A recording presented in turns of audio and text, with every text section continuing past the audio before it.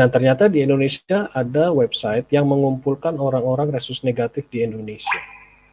Bapak Ibu bisa lihat semua di situsnya resusnegatif.com gitu kan. Nah, jadi mereka membuat suatu pertemuan Bapak Ibu. Ayo yang punya resus negatif, yuk kita bikin komunitas. Nah, di Indonesia nih, lihat nih website Indonesia loh. Saya ngomong nggak asal-asalan loh ya Bapak Ibu. Lihat nih. Pemilik darah resus negatif 15% di seluruh dunia, benar kan? Hanya 1% di Indonesia, ini sangat-sangat langka. Mungkin kamu salah satu dari 1% itu, nah kan? Apa yang saya omong, ada semua Bapak Ibu. Saya buktikan, nggak asal ngomong. Bahkan ada websitenya, komunitas resus negatif. Di Indonesia 1%, makanya saya bilang 1% dari penduduk Indonesia 250 juta berapa tuh? Coba kita hitung. 10% 25 juta. Betul ya, kalau 250 juta penduduk Indonesia, 10% ini kan 25 juta nih. Berarti 1%-nya adalah 2.500.000 orang, itu banyak loh. Siapa bilang? Mungkin Anda salah satunya yang memiliki darah resus negatif. Saya cuma bisa bilang berjaga-jaga dan berhati-hati. Bisa saja Anda diincar sama para malaikat yang jatuh. Saya sih sebenarnya nggak menyarankan yang punya resus negatif join di grup ini. Karena apa? Gampang terdeteksi. Dikumpulin jadi satu, kelihatan data identitasnya, ya sudah. Kelar Bapak Ibu. Bapak ini langka sekali. Tapi ada loh yang ingin mempertemukan semua orang resus negatif di Indonesia terutama. Oke, kita lanjut. Nah ini dia nih. Yang membuat ini dia nih. Melalui website Resus Negatif Indonesia ini diharapkan masyarakat dan pihak-pihak yang berkepentingan. Nah ini kan agak absurd kata-katanya nih ya. Berkepentingan apa ini ya kan? Akan semakin mudah mendapatkan informasi seputar golongan darah resus negatif, mengingat golongan darah ini merupakan suatu kelainan yang tidak perlu dikhawatirkan. Melalui website RN ini, masyarakat yang memiliki golongan darah tersebut dapat saling menjalin hubungan yang baik dan erat, ya kan? Melalui komunitas resus negatif Indonesia. Semoga Tuhan Yang Maha Esa akan memberikan kemudahan dan dalam perjalanan komunitas resus negatif dalam menjalankan rencana dan kegiatannya. Tuh, Bapak Ibu ya. Pihak-pihak yang berkepentingan. Nah, ini agak absurd kata-katanya nih ya. Dr. Kartini Rustandi MKes. Kata sambutannya dari beliau. Jadi apa yang saya ucapkan ada buktinya. Oke. Malaikat disembah oleh sebagian orang. Dalam Kolose 2 ayat 18. Jangan ada orang yang menggagalkan kemenanganmu dengan seolah-olah merendahkan hati, menyembah malaikat-malaikat, atau berpegang pada penglihatan-penglihatan. Mereka sombong dengan gagasan-gagasan kosong oleh pikirannya yang duniawi. Jadi,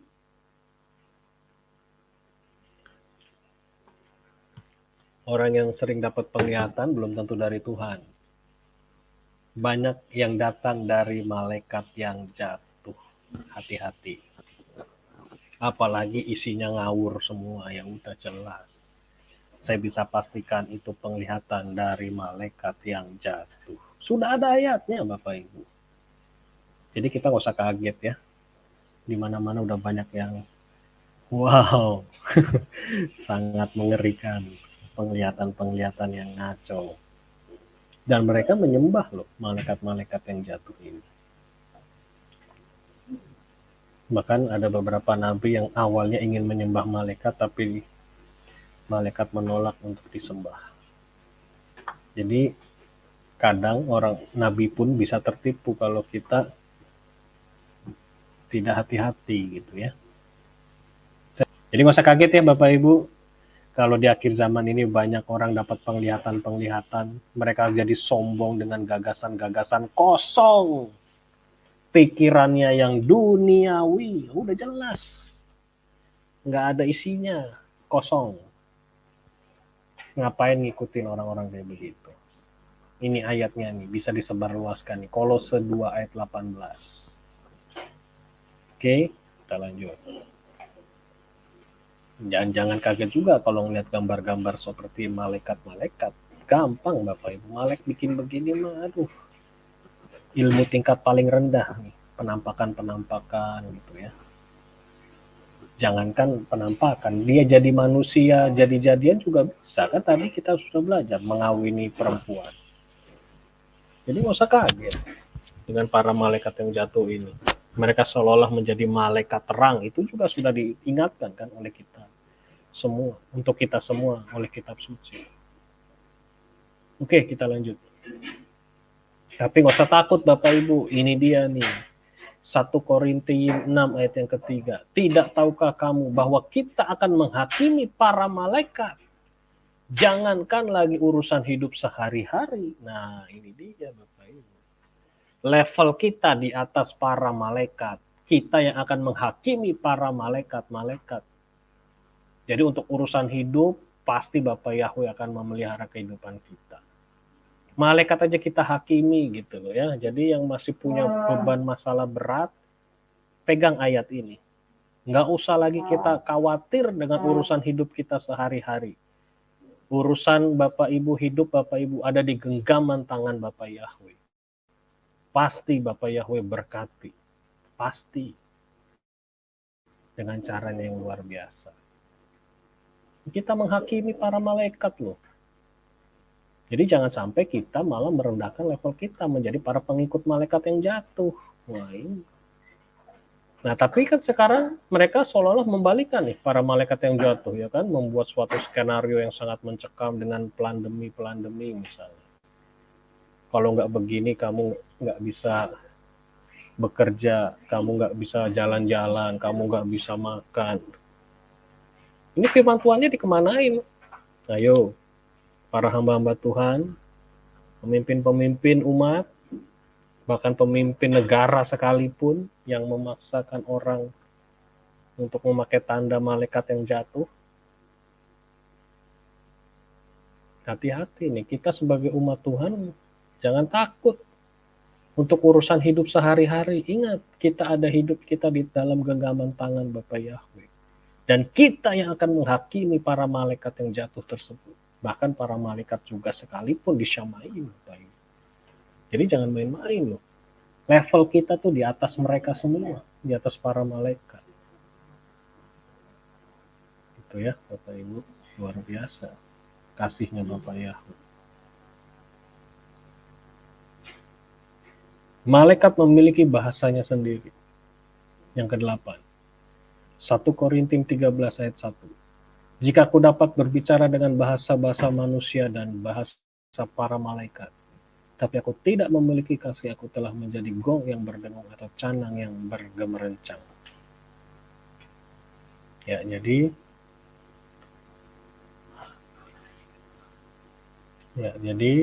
malaikat itu memiliki bahasanya sendiri, dan saya yakin kalau untuk malaikat Syamayim pasti bahasanya lebih ke Ibrani, Bapak Ibu, pasti.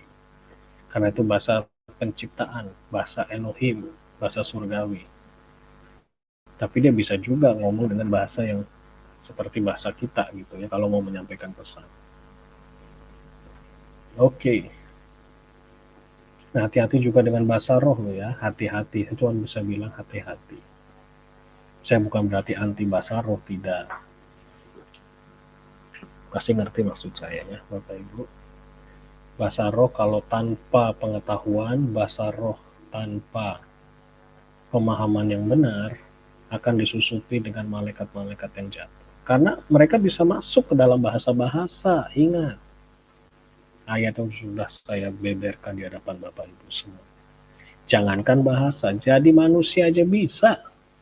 Gitu ya. Kita lanjut yang ke-9. Nah, ini dia. Malaikat kadang tidak bisa dibedakan dari manusia. Ini dia ya. Ibrani 13 ayat yang kedua. Janganlah lupa akan keramat tamahan, sebab melalui hal itu beberapa orang tanpa sadar telah menjamu para malaikat. Jadi kadang malaikat bisa berubah-ubah wujud, Bapak Ibu, dan sulit dibedakan oleh manusia. Ini ada ayat kalau kita menolong orang, bisa saja orang tersebut itu malaikat, Bapak Ibu. Untuk Bapak Yahweh menguji kebaikan kita sejauh mana. Jadi kalau ada orang yang mungkin membutuhkan pertolongan Bapak Ibu, bisa saja itu malaikat loh. Jangan lupa keramat tamahan, jangan lupa kebaikan. Sebab melalui beberapa hal itu, orang tanpa sadar telah menjamu para malaikat. Yang ngomong bukan saya, tapi firman Tuhan. Dalam berbentuk apapun ya Bapak Ibu. Kadang kita nggak sadar ya, misalnya ada orang, mohon maaf, misalnya mengemis di depan kita. Itu kan secara alam semesta, dari sekian banyak momen, kita diperhadapkan dengan orang meminta kepada kita. Misalnya seperti itu ya. Nah itu sebenarnya lagi dilihat juga sih respon kita terhadap orang tersebut. Jangan-jangan orang yang meminta atau mengemis itu malaikat loh Bapak Ibu. Ayo gimana? Terus kita cuekin gitu aja. Terus misalnya ada mempelai atau hamba-hamba Tuhan. Saya nggak boleh nyebut hamba Tuhan lagi lah ya. Pelayan-pelayan Tuhan lah. Yang tulus hati. Terus minta tolong sama Bapak Ibu. Terus Bapak Ibu dengan apa ya? Terus sorry saya nggak ada waktu misalnya. Mau ketemu misalnya. Terus misalnya, wah ya pokoknya itulah, hati-hati. Bisa saja hamba Tuhan tersebut itu para malaikat yang merubah wujudnya. Jadi mari tingkatkan kebaikan Bapak Ibu kepada orang-orang yang membutuhkan. Siapa tahu yang Bapak Ibu tolong itu para malaikat. Kita nggak tahu kan? Kita nggak sadar. Mungkin kita pernah memberkati satu orang, tapi setelah kejadian itu kita dapat berkat bertubi-tubi. Nah, itu dia. Itu tandanya Bapak Ibu. Bapak Ibu sedang memberkati para malaikat. Tentu malaikat Tuhan loh ya. Tuhan lagi menunjukkan sejauh mana kesetiaan kita, kebaikan kita. Oke, selanjutnya.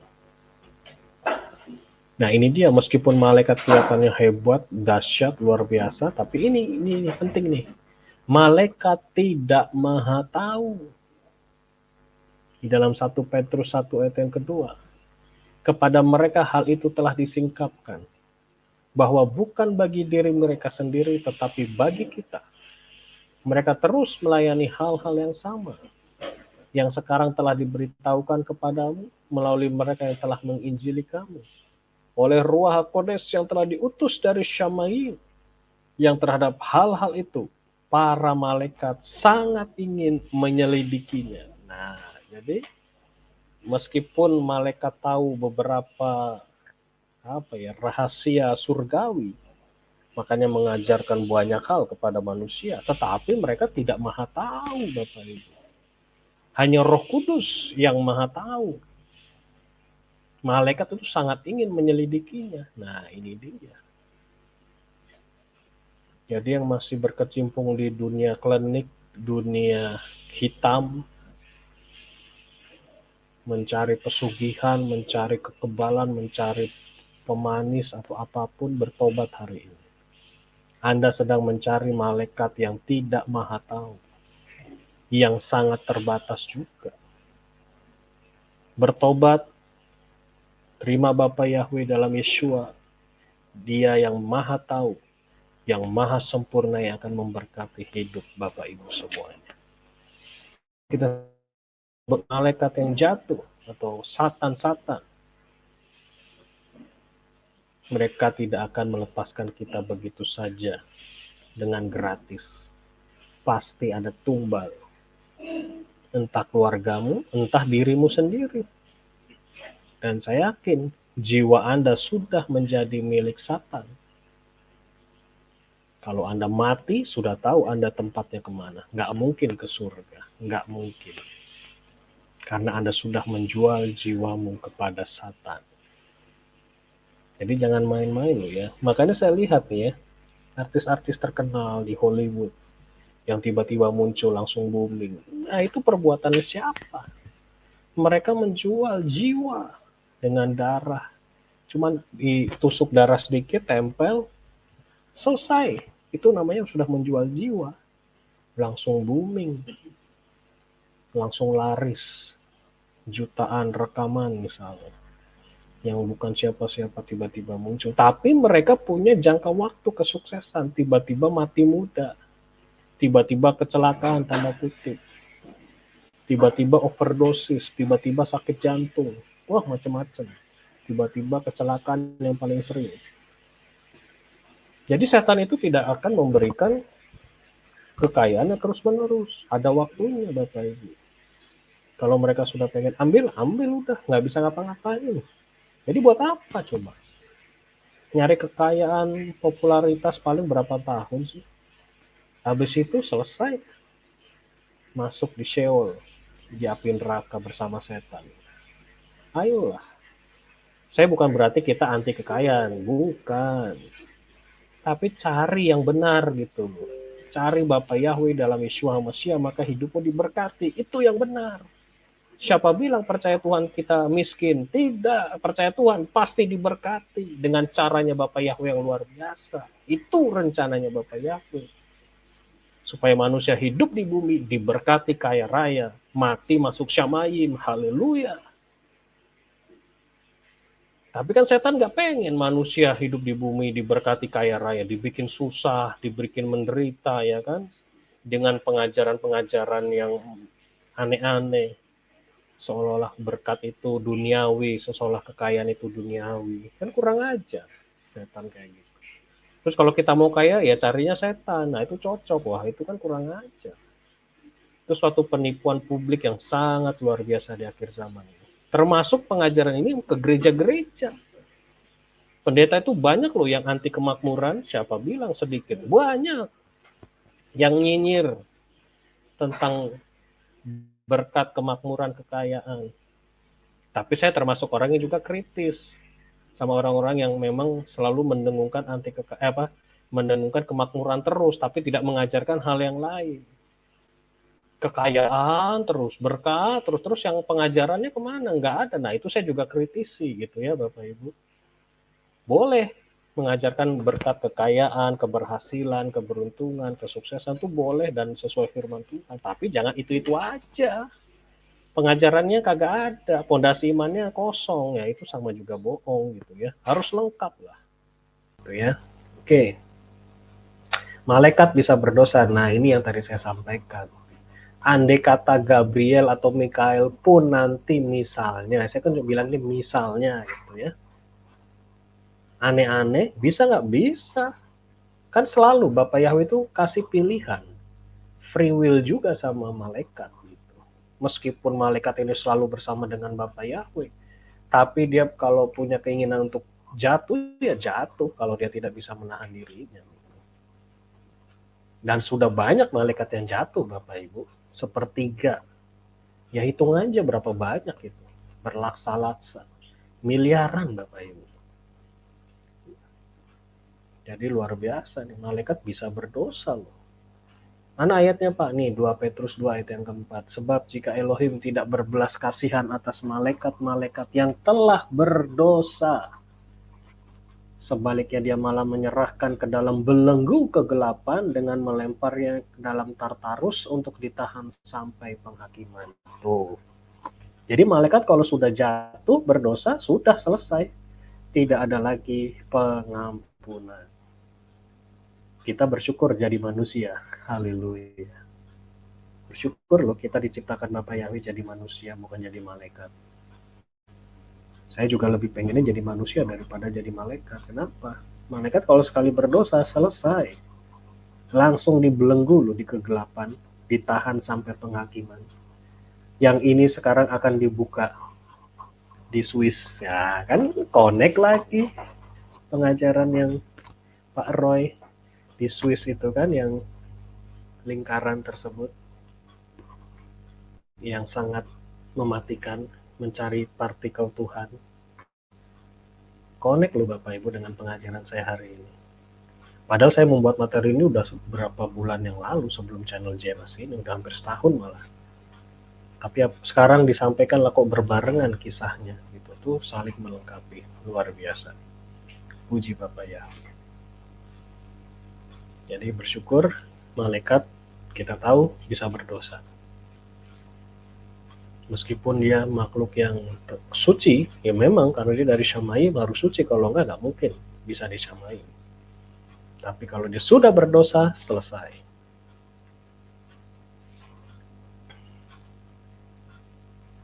Bahkan di dalam kitab Henokh saya akan bacakan begini. Suatu cerita yang sangat luar biasa nih Bapak Ibu. Mengapa kamu meninggalkan tempat tinggi yang kudus dan kekal di surga? Wow, luar biasa loh. Ini jelas banget nih tentang malaikat Bapak Ibu ya. Ngapain sih lu malaikat? Kayak bahasa sederhana saya. Sudah kamu tempat tinggi, kudus, kekal di Syamaim lu. Terus kamu tidur dengan wanita. Coba Bapak Ibu. Mencemarkan dirimu dengan anak-anak perempuan mereka. Oh ini kayak apa ya? Ini satu isi hati dari Bapak Yahweh yang sangat sedih. Dan mengambil istri bagi dirimu sendiri. Dan bertindak seperti anak-anak manusia di bumi. Dan memperanakan para raksasa. Wah, ini kitab Henokh saya sangat suka banget Bapak Ibu. Jadi, yang mau kitab Henokh bisa hubungi saya. Kitab Adam juga luar biasa. Kitab Yashar juga luar biasa. Saya bukannya promosi, tapi apa? Supaya Bapak Ibu itu bisa berpengetahuan dan ngecek sendiri kebenaran apa yang saya sampaikan gitu loh. Membuktikan sendiri. Ya. Jadi apa yang saya sampaikan ini ada dasar-dasarnya. Ini kitab akhir zaman loh yang dibukakan oleh Bapak Yahweh untuk para mempelai-mempelai. Dahsyat kan Bapak Ibu ya. Sementara kamu yang adalah roh, kudus, memiliki hidup yang kekal, kamu mencemarkan dirimu dengan wanita dan memperanakan anak-anak darah dan daging. Wah, ini hati Bapak Yahweh ini pasti teriris-iris ya, sedih sekali. Dan mengejar nafsu akan anak-anak manusia, dan telah menghasilkan daging dan darah sebagaimana manusia akan mati dan hancur. Tuh, perhatikan Bapak Ibu. Dari yang kudus, dari yang kekal, dari yang luar biasa menjadi apa? Mati dan hancur. Oleh karena itulah aku telah memberikan kepada mereka para istri supaya dapat mengandung dan melahirkan anak-anak bagi mereka seperti yang terjadi di bumi. Kamu tadinya roh, menjalani hidup yang kekal, perhatikan, tanpa kematian sepanjang seluruh generasi dunia. Wow. Oleh karena itulah aku tidak menetapkan bagimu istri-istri karena makhluk roh tempat kediaman di surga. Gitu ya. Jadi ini seperti kayak apa ya? Curhatan hati Bapak Yahweh. Betapa dia apa ya? Sedih sekali loh. Ini malaikat ini, pasti yang dicari? Udah hidup kudus, hidup kekal, tidak ada kematian, hidup dalam kemuliaan, keagungan, kekal, tidak ada kematian sama sekali. Kamu mau turun mencari kematian dan kehancuran. Wow. Karena makhluk rohani bertempat kediaman di Syamaim. Nah itu dia Bapak Ibu ya. Jadi sudah nggak ada lagi kesempatan malaikat ini untuk bertobat. Udah ditetapkan. Ketok palu sudah. Karena nggak mungkin kamu tempatnya di Syamaim nanti. Karena kamu sudah jatuh. Makhluk roh yang sudah jatuh. Selesai sudah. Ini Bapak Ibu ya di Henokh 15 ayat 3 sampai yang ke-7. Ini saya kasih tahu rahasia-rahasianya. Oke lanjut lagi. Sebagian malaikat diikat dengan rantai menunggu hari penghakiman. Sebagian ya. Dan malaikat-malaikat yang tidak taat pada batas-batas kekuasaan mereka, melainkan meninggalkan tempat kediaman mereka, telah ia ikat dengan rantai abadi dalam kegelapan yang paling gelap untuk penghakiman pada hari besar nanti. Haleluya. Di dalam kitab Yudas 1 ayat yang ke-6. Yehuda dalam bahasa Ibrani. Jadi malaikat-malaikat yang jatuh ini, watcher angel, ini bukan setan ya Bapak Ibu. Jadi watcher angel ini sebenarnya malaikat pengawas ngeliatin ngapain sih manusia gitu ya. Laporan juga sama Bapak Yahweh. Tapi dia jatuh karena melihat wanita, melahirkan manusia-manusia raksasa. Nah, rohnya itu, malaikat tersebut diikat sudah. Pada saat banjir besar Noah, nah diikat semua di rantai abadi, di Abyssos, Abaddon, yang akan dibuka oleh mesin. Nah, itu dia. Mesin apa? Pasti kita semua sudah tahu. Yang nggak tahu, nah ini dia. Bisa WA saya atau WA si Skepti. Mesin apa itu? Mesin partikel Tuhan. Yang ada di Swiss, panjangnya kurang lebih 30 kilometer melingkar, Bapak Ibu. Dan simbolnya itu bukan Tuhan, tetapi simbol dewa penghancur. Tugunya itu simbolnya, patungnya itu patung dewa penghancur. Udah jelas gitu ya. Tugasnya ngapain tuh mesin itu?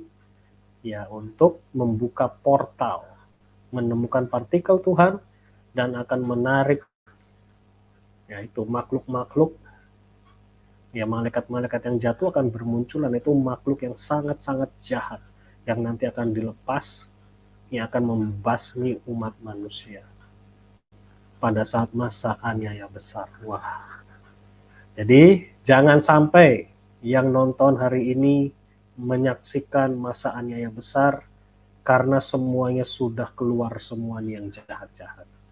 Jadi kalau saya bisa bilang, udah total dunia ini milik setan. Bayangkan saja sekarang masih ada Roh Kudus, dunia saja hancurnya kayak begini, amburadulnya. Gimana tidak ada Tuhan? Mari kita renungkan. Resapi firman Tuhan, resapi perenungan ini di hati rekan-rekan mempelai Hamasya. Jadi yang mendengar firman Tuhan pada malam hari ini, bertobat yuk sama-sama, kita memperbaiki diri kita. Yang belum dimeterai dalam baptisan Bapa Yahweh, segera dimeterai dalam nama Bapa Yahweh, Yeshua Hamasya, dan di dalam Roh Kudus. Karena itu adalah kunci keselamatan kita, kita diangkat di awan-awan kemuliaan Tuhan. Jangan main-main untuk hal ini. Tinggalkan gengsimu, tinggalkan kesombonganmu, tinggalkan gelarmu yang panjang, tapi kamu kalau menolak yang punya surga, mustahil bisa diangkat. Masih nyembah yang salah, padahal sudah tahu kebenaran. Wah, ini repot. Ibrani 10 ayat 26. Kalau kamu sudah tahu kebenaran dan kamu menolaknya, maka tidak ada lagi kurban pengampunan bagimu. Yang ngomong bukan saya, firman Tuhan. Beda kalau yang nggak tahu, karena kalau tidak tahu ya tidak bisa dituntut gitu kan. Tapi kalau sudah tahu dan menolak kebenaran, ya itu firman ini akan menjadi hakimnya. Jadi sangat mengerikan, dan ini sudah dinubuatkan nih di dalam kitab suci, akan diikat sampai pada saat penghakiman, yaitu pada saat nanti cawan murka Elohim, masa aniaya besar, mereka bermunculan. Jadi kita kalau nonton film-film Hollywood, Bapak Ibu ya, kita sering nonton yang makhluk-makhluk yang mengerikan gitu kan, Wolverine atau apalah, manusia serigala, itu nanti akan muncul Bapak Ibu. Saya nggak tahu lah ngerinya kayak apa itu nanti. Wow, makanya kita terus berdoa, percaya sungguh-sungguh sama Bapak Yahweh, dan saya yakin mesin ini tidak akan nyala kalau masih ada Roh Kudus di bumi ini. Masih ada umat Bapa Yahweh di bumi ini. Nanti setelah kita diangkat, tidak ada yang menahan, baru deh nyala itu semua mesinnya. Yang tertinggal ya sudah, nikmati saja bersama dengan malaikat-malaikat yang jatuh, makhluk-makhluk yang sangat jahat, balas dendam ini. Mereka dikurung Bapak Ibu ribuan tahun, dirantai. Coba kita renungkan. Jadi pada saat dia bebas, wah, ngelihat manusia tuh pengennya ya itu dibantai aja, sepuas-puasnya dia. Hati-hati. Jadi kita harus menjaga hidup kita sungguh-sungguh. Jadi ngeri sekali lah pokoknya ini. Saya sampai nggak bisa ngomong lagi seberapa ngerinya nanti masa aniaya besar kalau ini sudah dibuka portalnya. Malaikat bisa membunuh umat manusia, oh sangat jelas ya. Jadi Wahyu 9 ayat 15, maka keempat malaikat itu yang telah dipersiapkan untuk jam dan hari dan bulan dan tahun itu dilepaskan agar membunuh sepertiga umat manusia. Wow. Nah, saya baru dapat WA sepertiga umat manusia itu 66,66% loh Bapak Ibu. Ya itu angka setan lagi kan. Dan itu akan binasa. Jadi siapa bilang malaikat nggak bisa membunuh? Sangat bisa. Dibantu dengan ya itu cairan setan itu ya, cairan susu kuda. Ya kan, saya saya bukan komplain sih, saya suka gitu ya, coklat. Kenapa harus coklat gitu ya, susu kuda aja lah. Ya udah ya, jadi ngerti ya maksudnya di situ. Jadi malaikat lebih gampang kerjanya nih, malaikat yang jatuh. Sudah ada alatnya ya udah mati dengan sendirinya. Gak usah perlu intervensi dia untuk membunuh gitu ya. Mati dengan sendirinya. 14. Nah ini, malaikat berperang satu sama lain. Wahyu 12 ayat 7. Dan terjadilah peperangan di Syamaim. Mikael dan para malaikatnya berperang melawan naga itu. Naga itu berperang bersama para malaikatnya. Jadi, ya tentulah kegelapan lawan terang itu selalu berperang ya. Karena nggak bisa menyatu, nggak mungkin menyatu. Dan setan nggak mungkin menduduki Syamaim gitu ya. Tempatnya di mana ya, di bumi ini. Dan tidak ada lagi tempat yang lain selain di bumi. Jadi kalau ada planet-planet lain ya mungkin ada, tapi maksudnya kan ilmuwan bilang ada planet ini A sampai Z gitu kan. Tapi setan nggak ada di sana, ngapain setan ke sana? Nggak ada siapa-siapa. Pasti kemana? Ya bumi. Firman Tuhan bilang dibuang ke bumi, jelas gitu ya. Jadi nggak usah aneh-aneh nyari planet lain gitu untuk kita pindah. Udahlah, itu hanya dongeng dan fiksi. Nggak usah kebanyakan nonton film Star Trek, Star Wars. Itu hanya fiksi gitu ya. Nggak bisa manusia pindah ke planet lain, mustahil, nggak akan bisa. Karena di atas itu adalah tahtanya Bapak Yahweh. Di atas langit yang kita lihat warna biru itu apa? Itu air Bapak Ibu. Nah itu di atasnya tahtanya Bapak Yahweh. Dan nggak mungkin manusia bisa menembus begitu aja. Nggak akan bisa. Sampai kapanpun. Kecuali Bapak Yahweh yang membukanya baru bisa. Itu ya. Malaikat tahu kitab suci? Oh tahu, siapa bilang malaikat nggak tahu kitab suci? Makanya ini saya bilang, ini repotnya nih, yang katanya orang percaya gitu kan, tapi nggak tahu kitab suci, lah gampang sekali ditipu sama setan, gampang ditelan sama setan, saya bisa pastikan. Apalagi pola pikirnya hybrid, ya udah, itu makanan empuk. Saya ulangi, yang pengajaran pola pandangnya hybrid Yunani, Arab, Romawi menjadi makanan empuk setan pasti. Saya cuma bisa bilang pasti.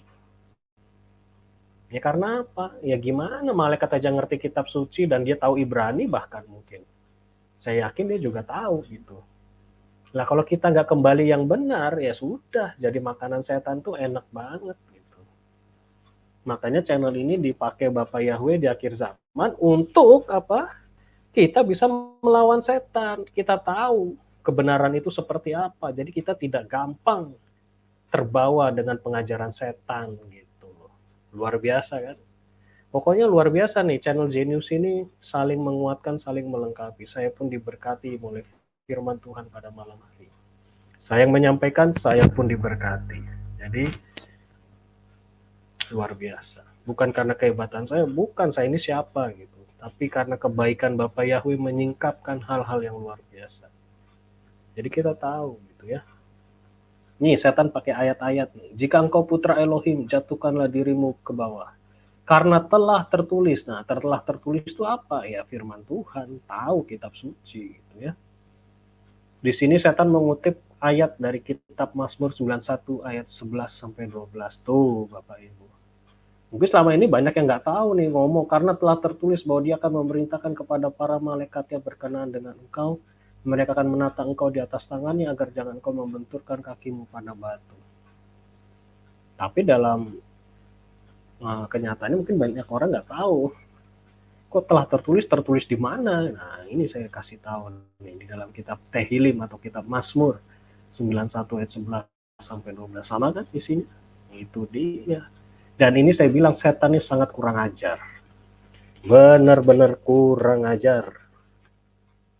Lah pencipta langit dan bumi ditantang pakai ayat firman Tuhan, ayat yang dia ucapkan sendiri. Ini kan main gila ini setan. Berani banget loh, coba lihat. Nah, sekarang saya balik lagi pernyataannya. Tuhan Yesua saja sang pencipta langit dan bumi diuji seperti ini oleh setan pakai firman Tuhan. Lah kita manusia kalau nggak ngerti firman Tuhan mau jadi apa coba? Gampang sekali dicaplok sama setan. Makanya pentingnya kita belajar firman Tuhan tuh ini Bapak Ibu ya. Jadi meskipun sekarang kita malam minggu harusnya kita enjoy ya kan, nonton film sambil makan apa kayak pancake gitu kan, ice cream, jalan-jalan. Tapi sekarang setia belajar firman Tuhan, saya yakin tidak akan sia-sia. Ini sangat berharga, melebihi kesenangan apapun di bumi ini. Percayalah Bapak Ibu, subscriber yang saya kasih. Karena ini tajam sekali firman Tuhannya pada malam hari ini ya. Jadi setan tahu isi kitab suci. Tuhan pun diuji sama setan, nah kan kurang ajar. Berani gila ini setan ini, istilahnya iseng-iseng berhadiah gitu ya. Gila bener nih, setan ini kayak nggak tahu diri banget gitu. Menguji sang pencipta langit dan bumi pakai ayat firman Tuhan. Nah manusia kalau nggak ngerti opo-opo ya jadi opo gitu loh, jadi caplokan setan pasti. Makanya Hosea 4 ayat yang ke-6 itu sangat jelas. Umatku dibinasakan karena kurangnya pengetahuan. Itu ya.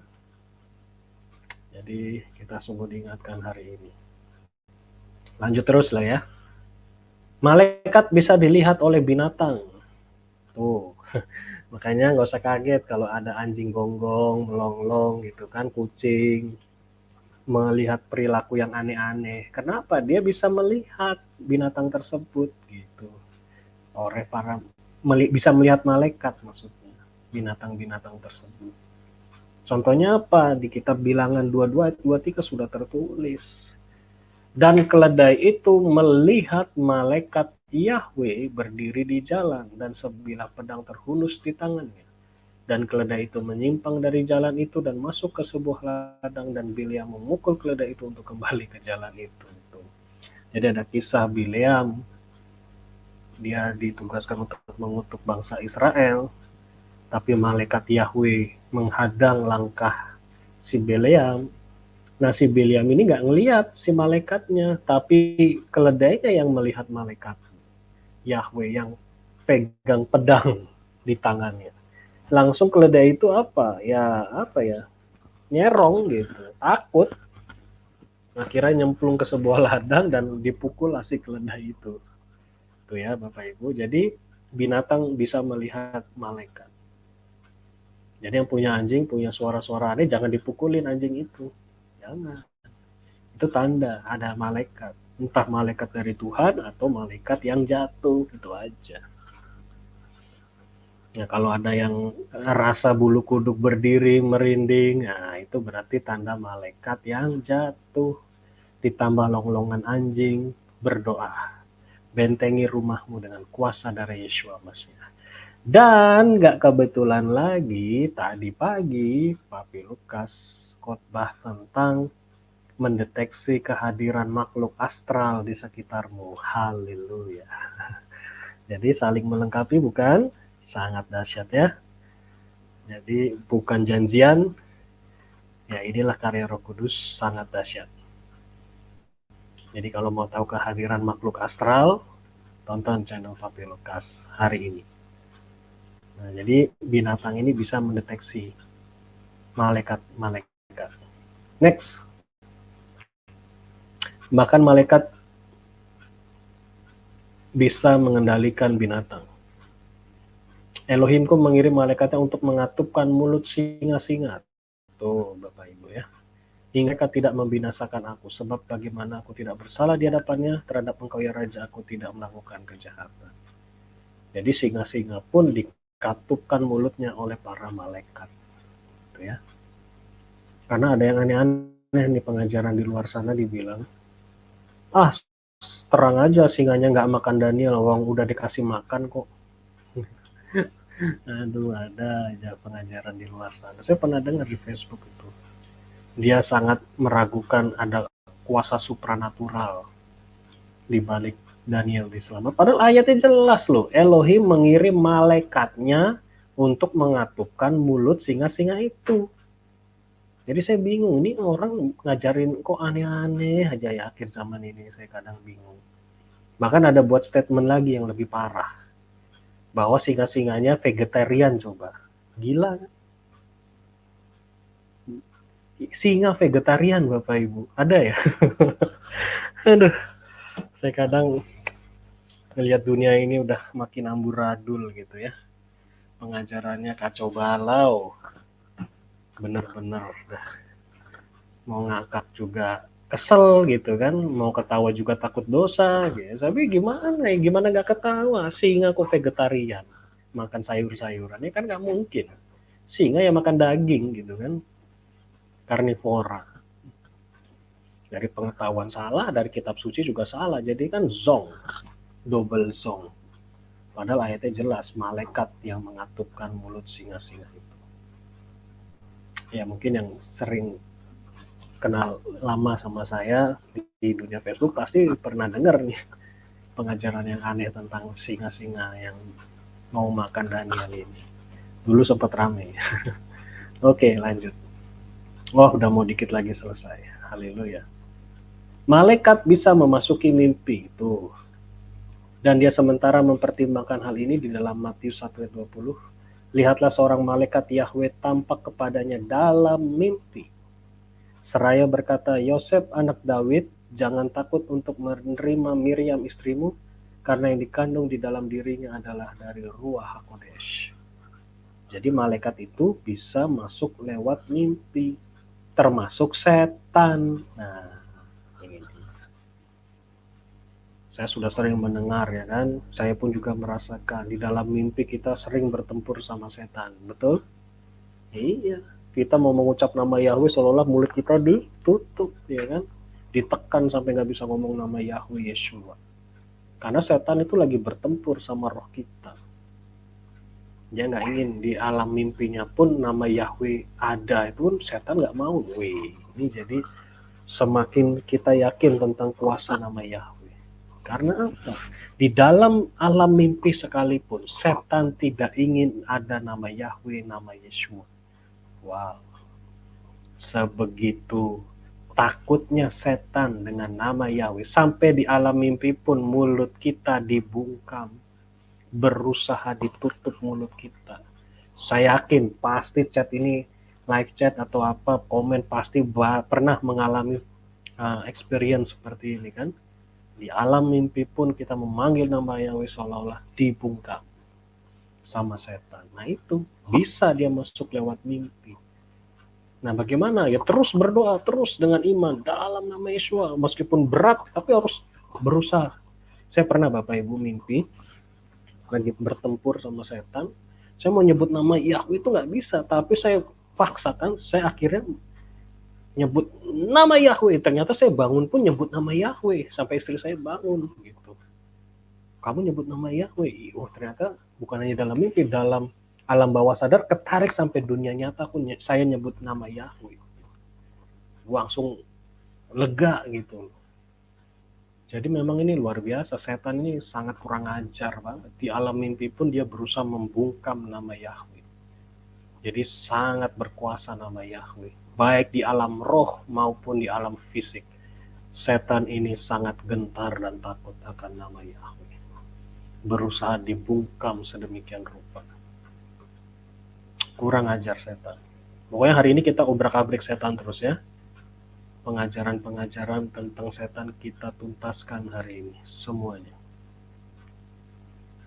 Malaikat bisa menyembuhkan orang. Nah, itu dia ya. Jadi nggak usah kaget.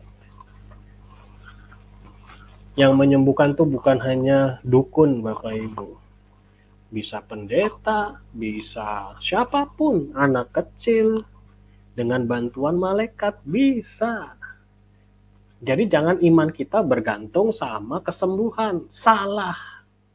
Karena saya sering banget mendengar, loh itu nama Yunani menyembuhkan saya dari sakit penyakit, kanker jantung, stroke sembuh. Berarti itu kan benar nama Tuhan. Nah, jangan gagal paham dulu, Bapak. Karena ada ayatnya nih, perhatikan. Yohanes 5 ayat keempat. Yohanes 5 ayat yang keempat. Sebab dalam sesaat, seorang malaikat turun ke kolam itu dan mengguncangkan air itu. Lalu orang yang pertama kali masuk setelah guncangan air itu, ia menjadi sembuh apapun penyakit yang dideritanya. Tuh, Bapak Ibu. Nah, ini kolam Bethesda. Nah, ini sampai sekarang simbolnya itu malaikat, Bapak Ibu. Coba Bapak Ibu searching. Di kolam Bethesda sampai saat ini pun patungnya itu patung malaikat.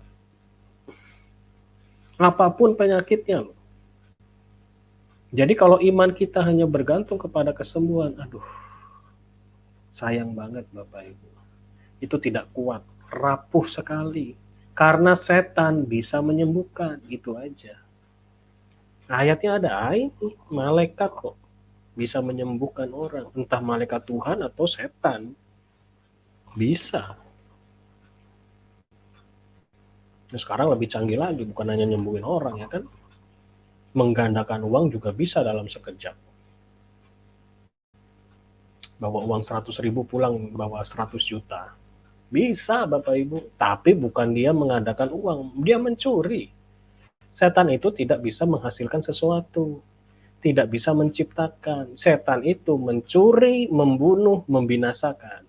Entah yang dicuri dari anaknya, keluarganya, teman-temannya, jadi tumbal. Nah itu dia kerjanya setan gitu ya. Jadi iman kita jangan bergantung sama kesembuhan. Jangan bergantung sama mujizat. Kenapa? Karena setan bisa melakukan mujizat. Setan bisa menyembuhkan orang, bahkan lebih bombastis gitu. Kalau bisa hilang, langsung hilang. Orang ini hilang, muncul di mana? Bisa. Rogo Sukmo, rohnya melayang-layang, bisa terbang, bisa. Tapi itu semua ada dalam kitab suci. Jadi setan itu hanya meniru apa pola kitab suci, cuman dipelintir gitu ya. Ada yang tahu kisah tentang Yehuda pada saat dia teriak bertemu dengan Yosef di Mesir? Itu teriakannya itu bagaikan singa, Bapak Ibu. Orang mendengar seperti auman singa, wow gitu ya. Dan seluruh Mesir itu mendengar aumannya Yehuda. Bahkan tertulis Fir'aun itu glosor dari tahtanya. Glosor itu apa ya? Nah, turun dari tahtanya karena saking getarannya itu sangat kuat sekali. Gitu ya. Bahkan Naftali itu bisa berjalan di atas bulir-bulir gandum, Bapak Ibu. Kecepatan larinya, wow. Elia bisa ilmu terbang, mendahului kuda-kuda. Itu kan supranatural, Bapak Ibu. Dan setan bisa meniru itu gitu. Jadi gak usah kaget dengan hal-hal yang supranatural, karena Tuhan yang kita sembah itu benar-benar wah, rajanya supranatural, mbahnya magic gitu ya. Bapak Yahweh itu rajanya. Tidak ada yang bisa menandingi kuasa kemuliaan Bapak Yahweh. Mbahnya magic lah. Jadi nggak usah apa ya, dikit-dikit mistis. Enggak, Tuhan kita kan roh. Roh itu apa? Ya unlimited, tidak punya batas gitu, tidak terbatas ruang dan waktu. Ya kita harus belajar, nggak usah bingung gitu untuk hal-hal seperti itu. Jadi kalau imanmu masih bergantung sama mujizat, kesembuhan, dapat kekayaan, dapat berkat, ayolah. Bukan itu kebenaran sejati. Kebenaran sejati adalah kembali apa kata kitab suci. Karena setan pun bisa menipu dengan cara seperti itu. Itu yang pertama. Ada kemungkinan yang kedua. Orang yang tulus hati berdoa dalam nama yang dulu itu salah dan dapat kesembuhan. Itu apa artinya? Tuhan masih memberikan kasih karunia kepada Anda semua. Supaya apa? Pada saat Anda sembuh, Anda mencari siapa sesungguhnya Sang Pencipta yang menyembuhkan kamu. Itu Bapak Ibu. Jadi Tuhan itu ngasih kebaikan tuh sampai seperti itu. Kesabarannya tuh sampai seperti itu. Menunggu kalian semua datang mencari Tuhan yang benar. Bukan yang hybrid-hybrid. Gitu. Jadi memang ada dua kemungkinan. Yang pertama memang ada kuasa intervensi dari setan. Tapi yang kedua, memang ada intervensi dari Tuhan. Supaya apa? Orang tersebut mencari Tuhan yang benar. Bukan berjalan terus dalam kesalahannya. Gitu ya. Karena kalau saat ini ditegur, misalnya gini, Joko mengalami stroke misalnya. Dia memanggil nama hybrid gitu ya. Nama Yunani. Sembuh nih. Dia kan senang gitu kan. Wah, luar biasa. Terus saya, temannya si Joko, saya ngasih tahu. Bro, nama Tuhan yang benar, Mesias itu namanya Yeshua. Bukan Yunani. Karena keselamatan datang dari bangsa Yahudi. Semua nabi-nabi, semua akar Ibrani. Wah, enggak. Buktinya apa? Gue manggil nama Yunani sembuh kok. Wah, ini dia. Padahal Tuhan itu lagi menggiring si Joko untuk kenal lebih dekat. Sang Pencipta itu siapa sebenarnya. Melalui orang-orang, melalui ya macam-macam lah cara Tuhan. Menggiring orang itu mengenal Tuhan yang benar itu siapa. Nah, itu dia. Nah, sering orang ini terjebak di situ. Hanya berfokus kepada mujizatnya, berfokus kepada kesembuhannya, berfokus kepada berkatnya. Tapi kalau disampaikan kebenaran, dia tidak mau teliti dulu, terus langsung antipati menolak, gitu kan? Nah, ini yang bahaya. Padahal ini cara Tuhan loh. Karena Tuhan kan sudah berbelas kasihan sama orang itu untuk sembuh, diberkati misalnya. Artinya Tuhan itu sabar. Ayo nak, aku kenalkan diriku nih. Ayo selangkah lagi nih. Aku sudah kasih kamu mujizat, selangkah lagi. Ayo cari kebenaran yang sejati. Dikirimlah saya atau siapapun. Nah, terus ditolak. Nah, ini yang salah Bapak Ibu. Gitu ya. Jadi mungkin ada yang dari mendengar channel ini seperti apa yang saya sampaikan, Roh Kudus baik terhadap Anda semua. Artinya apa? Bapak Yahweh sabar terhadap Anda. Anda sudah menemukan jalan kebenaran, jangan keraskan hati. Anda sudah mendapat mujizat, sekarang Anda sudah kenal siapa Sang Pencipta itu sebenarnya, yaitu Yahweh di dalam Yeshua Mashiach. Selangkah lagi sebenarnya. Nah, tinggal respon Anda semua, mau mengambil itu atau tidak, percaya atau tidak. Saya yakin kalau Anda mengambil, oh ini dia yang aku cari selama ini. Ini yang benar. Wow, itu baru berkat yang luar biasa. Dulu nama salah aja dapat berkat, apalagi sekarang sudah tahu nama Tuhan yang benar. Tuhan pencipta langit dan bumi, yang kudus, yang mulia. Wow, itu dahsyat banget, powerful sekali Bapak Ibu ya. Double portion saya bisa bilang. Anda dapat blessing yang sangat-sangat istimewa di hadapan Bapak Yahweh loh. Sudah istilahnya Bapak Yahweh itu sudah ngeklik sama Bapak Ibu sehingga Bapak Yahweh mau memberkati Bapak Ibu meskipun belum kenal siapa Bapak Yahweh. Nah, sekarang kalau Anda merespon, iya ini yang aku cari selama ini, wow, betapa dahsyatnya double portion yang akan Bapak Ibu terima. Jadi, ayo respon firman Tuhan. Gitu ya. Jangan keraskan hatimu karena Tuhan itu selalu baik, ngasih kesempatan, membimbing orang menuju kepada kebenaran yang sejati. Itu dia. Oke, kita lanjut. Jadi banyak hal kita belajar ya ternyata tentang malaikat. Bukan hanya secara pribadinya saja, tetapi aspek-aspek yang lain ini sangat berkaitan erat. Nah, ini dia juga. Malaikat bisa mengontrol benda-benda tanpa menyentuhnya. Ya iyalah, dia punya power ya. Maka tampaklah malaikat Yahweh di dalam kitab Kisah Para Rasul 12 ayat 7 dan 10. Saya akan bacakan. Maka tampaklah malaikat Yahweh berdiri dan seberkas cahaya bersinar di dalam ruangan itu. Dan sambil menembuk bahu Kefa, ia membangunkannya sambil berkata, bangunlah dengan cepat. Dan rantai-rantai itu jatuh terlepas dari kedua tangannya. Dan setelah melalui penjagaan yang pertama, yang kedua, tibalah mereka di pintu gerbang besi yang menuju ke kota, yang terbuka dengan sendirinya bagi mereka. Nah, ini dia ya. Jadi ini intervensinya malaikat, Bapak Ibu ya. Rantai-rantai yang membelenggu si Kefa ini bisa lepas dengan sendirinya tanpa malaikat sentuh gitu ya. Luar biasa kan? Jadi bisa sebetulnya. Makanya saya bilang, kalau iman kita hanya berdasarkan supranatural, sesuatu yang wow gitu kan kelihatannya. Ini supranatural loh Bapak Ibu. Gimana rantai fisik bisa dibongkar tanpa disentuh dengan makhluk roh? Nah kalau kita nggak ngerti ayat begini, kita gampang ketipu sama setan gitu. Makanya kebenaran sejati itu adalah apa kata firman Tuhan. Bukan apa yang kita rasakan, apa yang kita dapat gitu ya. Apa mujizat, kesembuhan, berkat gitu. Ayo, lebih dalam lagi kita mencari Tuhan tuh lebih seperti itu ya. Jadi banyak hal kita belajar hari ini. Saya yakin akan menjadi pengetahuan yang luar biasa bagi seluruh mempelai-mempelai Mesias. Melengkapi dengan luar biasa. Yang jarang diajarkan di gereja. Saya yakin ini jarang ini dibahas-bahas hal-hal seperti ini. Next, terakhir. Haleluya. Kalau sudah terakhir ya kan, yang matanya udah kriip-kriip langsung melek ya kan. Yang pingsan langsung bangkit. Yang selimutan langsung melek gitu ya. Terakhir nih 21. Haleluya. Malaikat bisa mengubah wujud mereka sendiri. Nah, apa maksudnya nih?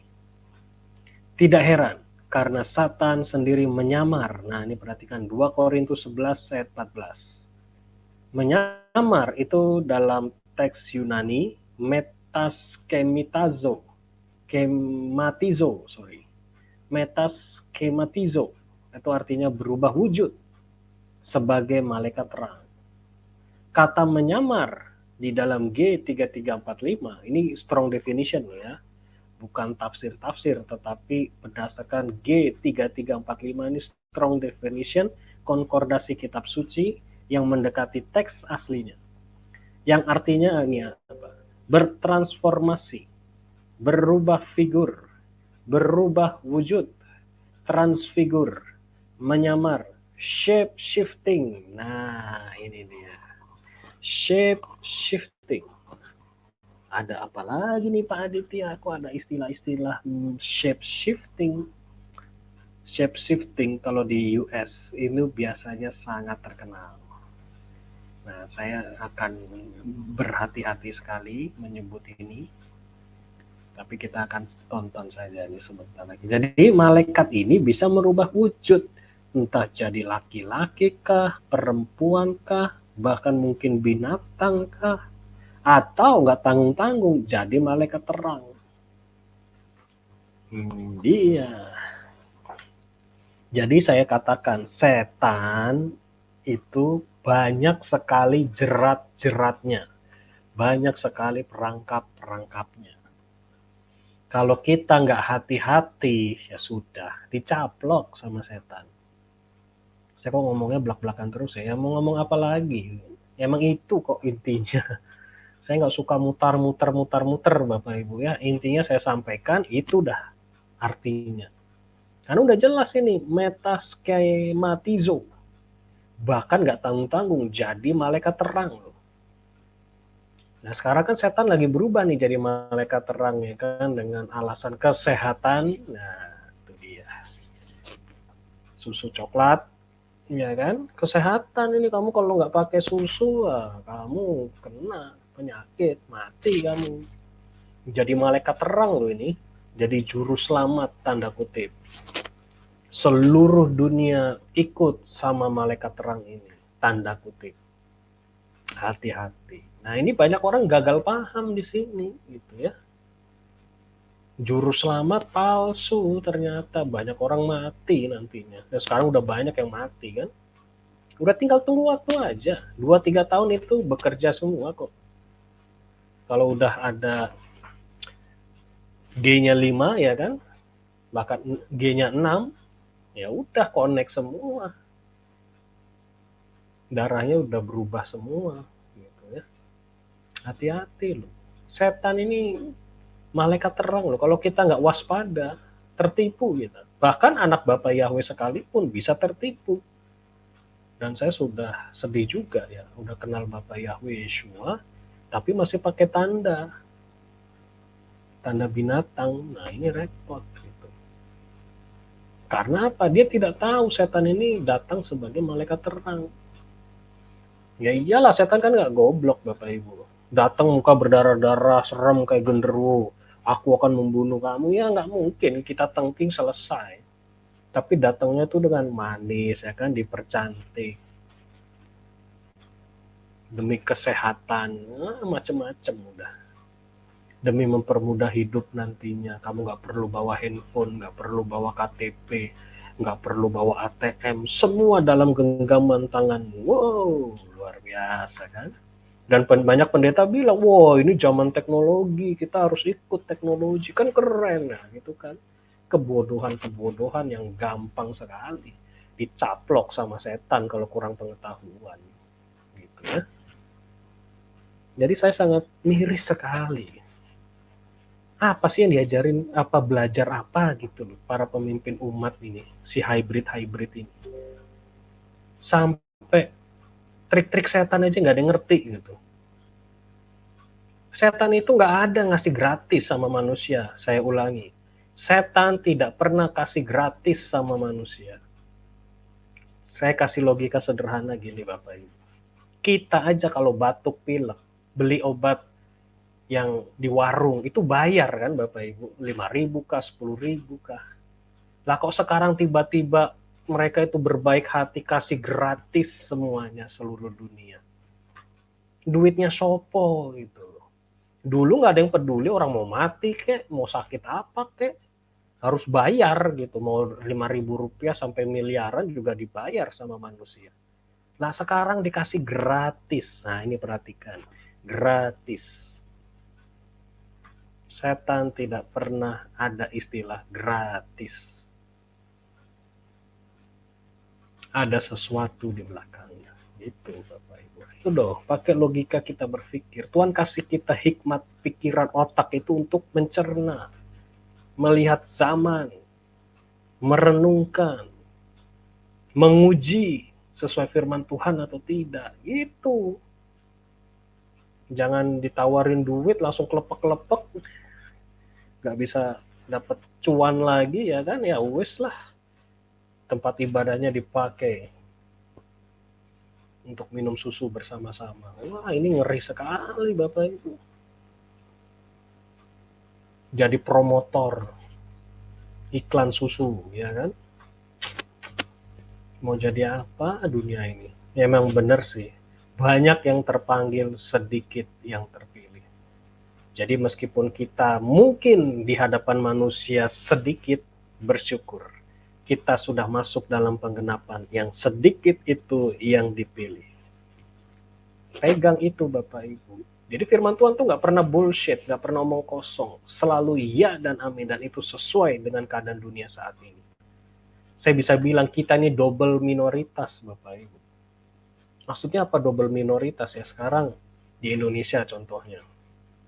Kita sama agama hybrid itu aja sudah dibilang minoritas lah. Kita sudah di bawahnya agama hybrid itu. Kita mesianik, beda lagi kan. Tambah minoritas lagi. Makanya saya bilang kita ini double minoritas. Mungkin triple minoritas. Nggak apa-apa Bapak Ibu. Ngapain takut dengan cap-cap seperti itu? Kita sedikit lah. Kita baru muncul inilah. Padahal ini memang nggak baru muncul. Ini sejak dari zaman Moshe Bapak Ibu. Torah yang kita ikuti kan sejak zaman Moshe. Sejak penciptaan langit dan bumi, dari zaman Adam. Udah ada Torah meskipun belum tertulis. Kita ngikutin Yeshua HaMashiach 2000 tahun yang lalu, Torah HaMashiach. Torah kehidupan.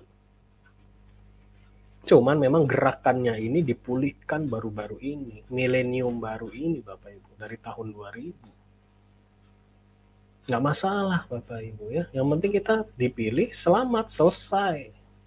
Emang kita di surga ngelihat kamu mayoritas atau minoritas? Nggak mungkin. KTP-mu apa? Enggak, Bapak Ibu. Yang ditanya adalah imanmu kepada siapa? Juru selamatmu siapa? Nah, sekarang anak-anak banyak kesaksian lu tentang rapture. Saya merinding, Bapak Ibu. Anak-anak yang nggak ngerti tentang rapture itu apa, mereka mensaksikan begitu detail. Ya, saya bersyukur yang channel JNS diangkat semua. Haleluya. Pertahankan itu. Nah, mungkin kalau ada penglihatan ada yang belum terangkat, kesempatan untuk segera bertobat. Itu Tuhan baik, ngasih petunjuk. Kalau nggak tobat, ya nggak diangkat benar. Bukan berarti itu sudah harga mati, enggak. Kan namanya penglihatan itu bisa berubah. Jadi tetap berjalan dalam kebenaran, dalam iman gitu ya. Yang belum dimeterai, segera meterai. Supaya itu warningnya itu kita benar-benar diselamatkan. Haleluya. Nah sekarang saya fokuskan kepada perubahan bentuk. Nggak usah pakai Inggrisnya, bahaya. Yang kata Inggris yang terakhir SS ini saya kasih bahasa Indonesia saja, merubah bentuk gitu ya. Transformer. Ya udah pakai transformer aja ya kan. Film ya kan. Apa maksudnya transformer nih? Nah, ini dia Bapak Ibu. Inilah rencana mereka di akhir zaman ini. Membuat manusia seperti ini. Perpaduan manusia dengan binatang Bapak Ibu. Inilah saya bisa bilang transformer, merubah bentuk manusia. Dimulai dari apa? Lagi-lagi susu kuda liar. Merusak itu dia. Susunan yang sudah indah diciptakan Tuhan dirusak. Sel kita, DNA kita, jadinya kayak apa? Ya ini, jadi coklat. Ya kan, jadi coklat nih. Ya, mukanya jadi amburadul kayak begini. Mau Bapak Ibu? Jangan salah loh, lembaga resmi Amerika sudah mempersiapkan hal ini. Ya sebenarnya nggak usah ditutup-tutupi, orang dia udah bikin website kok. Mempersiapkan menghadapi manusia-manusia yang seperti ini. Manusia yang tanpa roh, tanpa jiwa. Jadi manusia zombie, ya itu nih. Coba kita lihat dikit ya. Ini dia. Perhatikan ini Bapak Ibu. Di Yesaya 32 ayat 34. Ini fokus kita ke arti ini nih. Separuh manusia, separuh binatang. Hybrid chimera. Di dalam kitab Yashar, wow, kita dapat pemahaman baru lagi nih, kitab Yashar. Binatang-binatang itu dari bagian tengah ke bawah berbentuk anak-anak manusia. Tengah ke bawah ya, seperti manusia. Dan dari bagian tengah ke atas, beberapa memiliki keserupan dengan beruang. Beberapa memiliki keserupan dengan keepas. Dengan ekor di bagian belakang mereka, di antara bahu sampai mencapai ke tanah seperti ekor dari du cepat. Binatang-binatang ini datang dan naik dan menunggangi keledai-keledai ini dan membawa mereka pergi. Mereka pergi sampai hari ini. Perhatikan. Salah satu binatang ini mendekati Ana dan memukul dia dengan ekornya.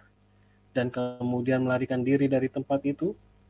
Dan ketika dia melihat tindakan ini, dia amat sangat ketakutan akan nyawanya. Maka dia lari dan meloloskan diri ke kota.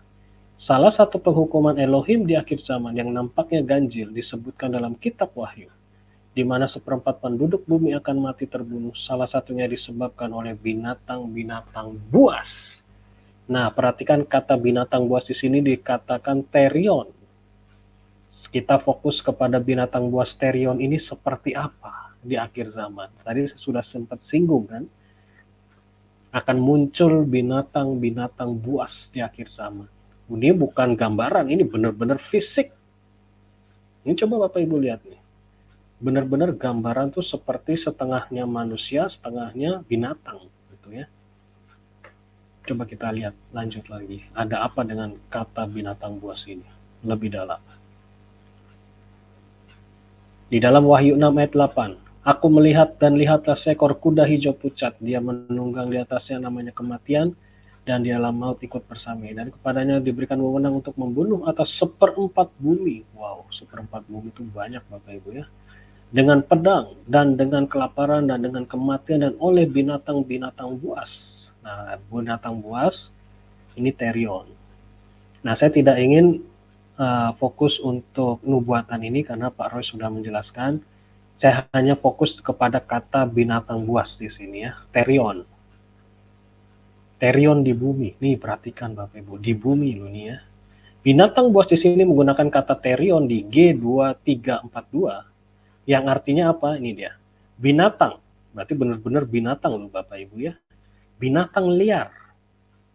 Secara metafora brutal, manusia binatang, bahkan ganas, biadab, garang. Salah satu terion di sini manusia yang seperti binatang. Tidakkah ini menggambarkan secara akurat tentang eksistensi makhluk-makhluk hybrid chimera ini sebagai bagian dari penghukuman Elohim di akhir zaman? Bahkan di kitab suci sendiri menyebut anti-Hamasya dan nabi palsunya itu dengan sebutan binatang buas. Nah, ini jadi ada kata binatang buas berkali-kali ya di terion, terion, terion. Memang ada satu sisi secara secara spirit manusia ini jadi jahat seperti binatang ya kan, tidak tahu belas kasihan, saling membunuh, brutal, ganas. Tapi kalau kita lihat di teks aslinya itu benar-benar seperti physically gabungan antara manusia dengan binatang yang akan muncul di akhir zaman. Wah, saya membayangkan aja udah gak kuat Bapak Ibu ya. Firman Tuhan membuka rahasianya seperti ini. Jadi ini bagi orang-orang yang tertinggal akan bertemu dengan makhluk yang ganas seperti ini. Saya tadi sudah sempat gambarkan ada wolverine di sana, manusia serigala dan lain sebagainya, werewolf. Itu akan bermunculan Bapak Ibu. Hati-hati loh. Jadi lebih baik kita bertobat sekarang, jangan sampai nanti yang tertinggal baru ingat pengajaran JNAS, Genius yang disampaikan oleh Pak Yosef Aditya. Karena channel ini saya yakin masih terus sampai kapan? Sampai selesai dunia ini. Nah yang tertinggal nontonlah video-video ini. Bertobat.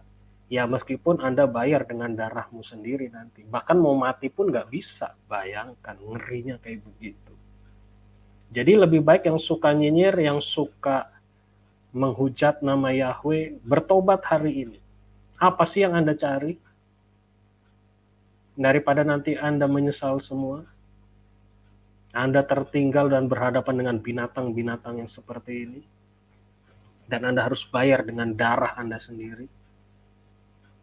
Kematian lari dari Anda mau mati nggak bisa. Mungkin Anda badan udah kebelah dua tapi nggak mati-mati. Coba itu. Rasanya kayak bagaimana tersiksa. Kepala Anda mungkin juga udah putus tapi masih gerak-gerak badan Anda.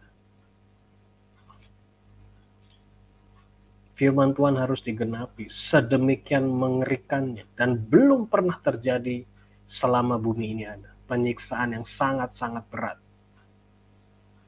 Jadi saya bukan nakut-nakutin Bapak Ibu, karena ini memang harus terjadi. Makanya sekarang kita bertobat selagi masih ada kesempatan. Jangan main-main lagi, waktunya sudah di depan mata kita. Firman Tuhan ini sudah disampaikan sampai ke ujung-ujung bumi, hampir sedikit lagi. Kalau Yesua sudah bilang, oke, namaku sudah diberitakan sampai ke ujung-ujung bumi, aku siap datang. Nah ini, dengan adanya channel internet semua, jaringan sampai ke ujung-ujung bumi, ya ini yang mempercepat kedatangan Tuhan. Jangan main-main. Gitu ya. Bertobat hari ini. Terima keselamatan di dalam Bapa Yahweh Yeshua HaMashiach, pasti Anda rapture. Tidak menerima tanda. Kalau sudah terima tanda, bertobat sungguh-sungguh, seampun-ampunnya, dan berjanji tidak akan pakai lagi susu coklat. Itu saja ya.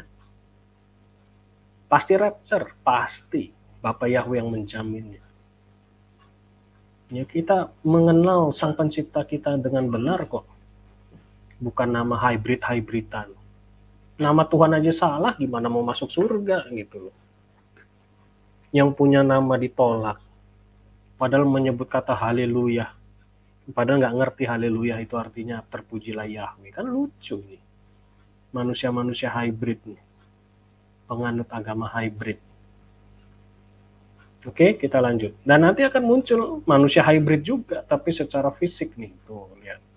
Therion. Ini perhatikan Bapak Ibu. Dan ternyata sekarang ini sudah dalam penelitian loh. Wih, saya sampai geleng-geleng sendiri. Ini saya nggak tahu aja, dapat aja nih data-datanya ya. So, karena saya sudah ngambil datanya sebelum mungkin hilang dari peredaran. Saya sudah save semuanya. Berikut ini adalah 10 contoh makhluk hidup chimera yang sudah diciptakan ilmu pengetahuan. Sudah loh diciptakan. Ternak modifikasi genetik dengan DNA manusia. Tikus dengan ginjal manusia. Hybrid manusia tikus dengan otak yang sangat besar. Kambing-kambing penghasil susu manusia. Tikus dengan sphincter anal manusia. Telur kelinci dengan sel manusia, babi dengan darah manusia, domba dengan hati manusia, telur sapi dengan sel manusia, protein hybrid kucing manusia, hybrid manusia babi. Jadi siapa bilang ini hoax? Ini fakta Bapak Ibu. Dan ini sudah diciptakan ilmu pengetahuan. Nah sekarang kita renungkan. Ini mereka sudah sudah percobaan ini. Nanti kalau sudah jadi semua ya kayak apa ini dunia ini coba. Coba kita renungkan dulu nih. Manusia kayak babi lah, manusia kayak tikus lah, manusia kayak anjing lah. Wih, ngeri Bapak Ibu ya. Otak kita digabung sama otak manusia binatang lah. Ngeri. Jadi ini ilmu pengetahuan dan kita harus tahu nih. Nggak pernah diajarkan kan ini di gereja? Ayo, ada yang ngajarin ini di gereja? Manusia hybrid dengan ilmu pengetahuan dan tertulis dalam kitab suci, kitab Yashar, ada yang ngajarin? Haleluya. Puji Bapak Yahweh.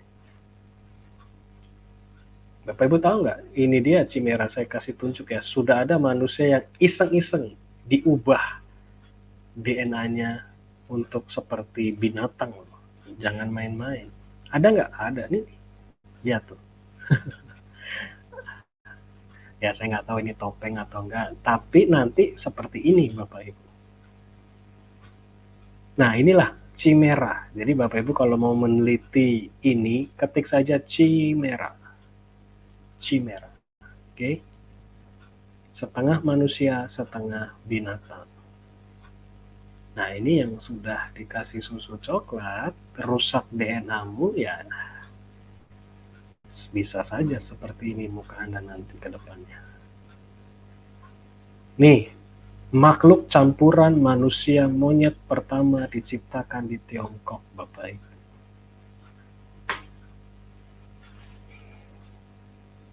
Manusia monyet pertama diciptakan di Tiongkok.